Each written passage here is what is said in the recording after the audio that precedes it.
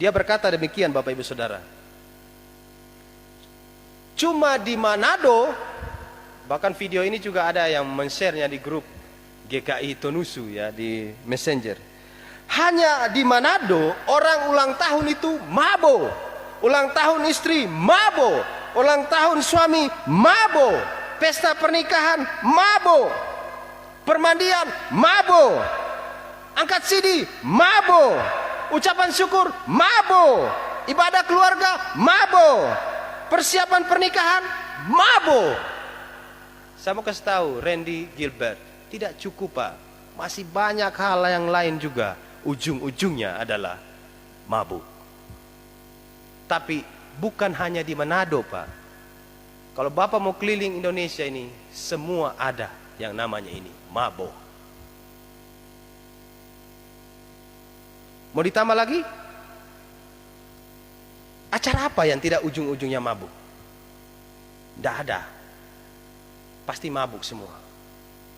Saya mau tambah yang terakhir.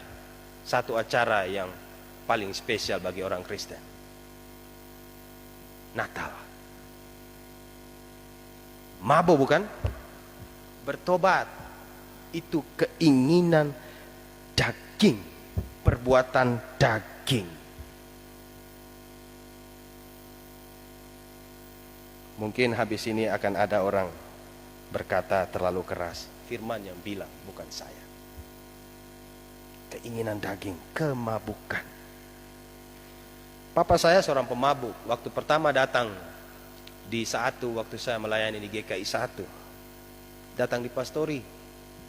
Saya bilang, ini rumah pendeta, bukan rumahnya Reki Umbur, anak dari Frankie Umbur.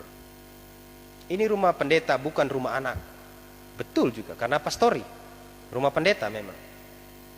Jadi tidak ada yang namanya rokok dan tidak ada namanya mabuk. Beliau mulai dari hari itu memang agak terpukul ya. Dan beberapa lama dia bertahan di Kota Poso.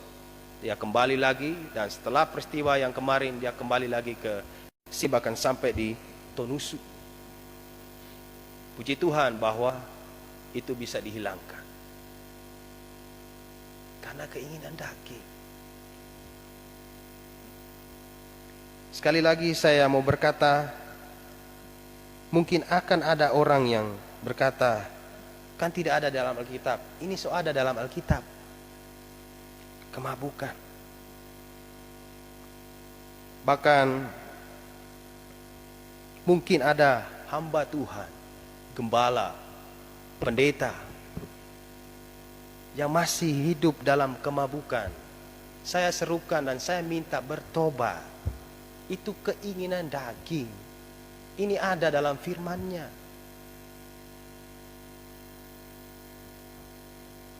Perhatikan akhir yang terakhir itu.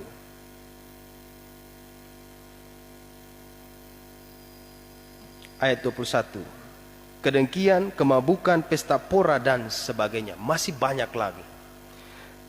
Terhadap semuanya itu kuperingatkan kamu, kata Paulus melalui firman-Nya ini. Seperti yang telah kubuat dahulu bahwa barang siapa melakukan hal-hal yang demikian, ia tidak akan mendapat bagian dalam kerajaan Allah. Itu puncaknya. Keinginan daging tidak akan punya bagian dalam kerajaan Allah. Artinya binasa, selesai. Makanya orang hidup dalam Kristus seharusnya tidak menurut keinginan daging, karena ada Roh Kudus tinggal dalam dirinya. Oleh sebab itu dari awal saya pertanyakan, kalau masih ada orang seperti itu terikat dengan keinginan daging terus menerus, bahkan satu posisi kemabukan, hamba Tuhan, penginjil, siapapun itu, gembala yang masih tinggal hidup di dalamnya, saya pertanyakan imanmu. Apakah engkau hidup di dalam roh atau keinginan dagingmu? Apakah engkau sudah percaya Yesus sungguh-sungguh? Apakah engkau melayani Tuhan Yesus dengan sungguh-sungguh? Ataukah hanya karena titelmu dan nama belakangmu? Harus dipertanyakan dan renungkan itu.